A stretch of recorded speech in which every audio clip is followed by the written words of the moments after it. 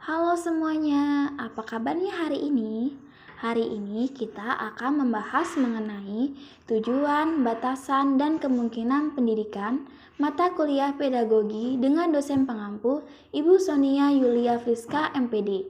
Di sini kami dari kelompok 9 yang beranggotakan terdiri dari yang pertama Endang Krisdianti, yang kedua Nelsa, yang ketiga Nenti Susanti, dan yang terakhir Norma Aprilia. Gimana? Sudah siap untuk belajar? Yuk simak penjelasan berikut ini.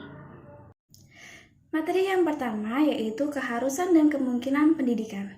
Yang pertama, keharusan pendidikan. Di kehidupan manusia selalu mengalami kenaikan dan penurunan hidup, melakukan tindakan yang salah dan tindakan yang benar, dan melakukan kehidupan bermasyarakat dengan baik. Dalam hal itu, agar manusia mendidik dirinya sendiri, manusia perlu diarahkan agar menjadi manusia yang ideal atau manusia yang seutuhnya. Menurut para ahli DW dalam Abdurrahman tahun 2009 halaman 13 menyatakan bahwa pentingnya pendidikan berdasarkan 3 pokok pemikiran, yaitu yang pertama, pendidikan merupakan kebutuhan untuk hidup. Yang kedua, pendidikan sebagai pertumbuhan. Yang ketiga, pendidikan sebagai fungsi sosial. Ada beberapa faktor yang menjadi acuan mengapa anak diharuskan untuk mendapatkan pendidikan, diantaranya sebagai berikut.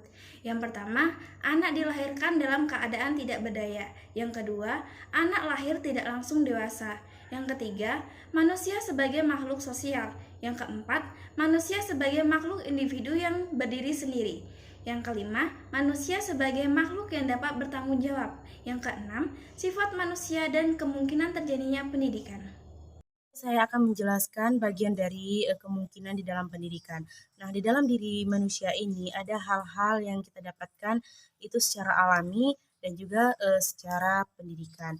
Nah, secara alami itu contohnya jenis kelamin, bakat, dan watak kita sebagai individu. Contohnya jenis kelamin itu tidak kita dapatkan dari pendidikan. Karena apa? Jenis kelamin itu sudah kita dapatkan semenjak kita lahir atau semenjak kita dilahirkan, itu kita sudah ditentukan jenis kelamin kita.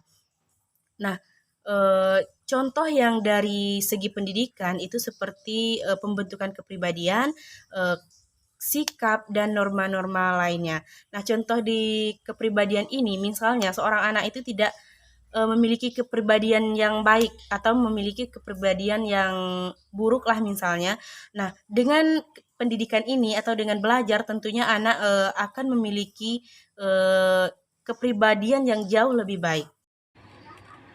Menurut Suyitno menyatakan bahwa ada 6 prinsip yang melandasi kemungkinan manusia akan dapat dididik, yaitu prinsip potensialitas, prinsip dinamika, prinsip individualitas, prinsip sosial, prinsip moralitas, keberagaman atau religius.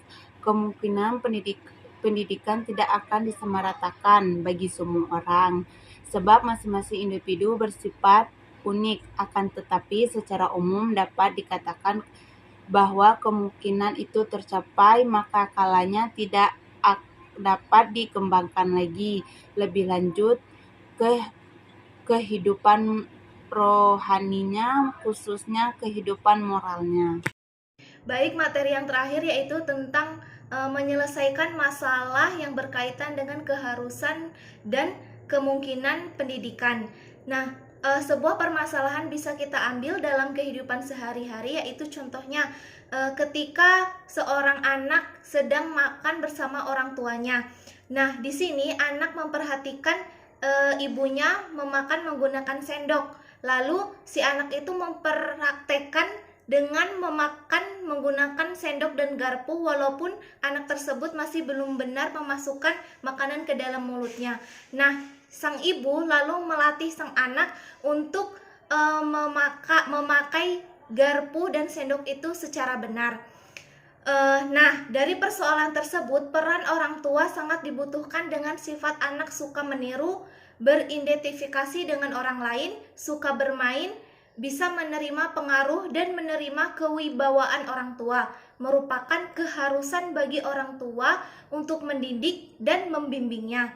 Nah, jadi pendidikan harus menjadi contoh bagi anak didiknya. memberi pengaruh yang positif untuk mengisi kedewasaan anak di kemudian hari.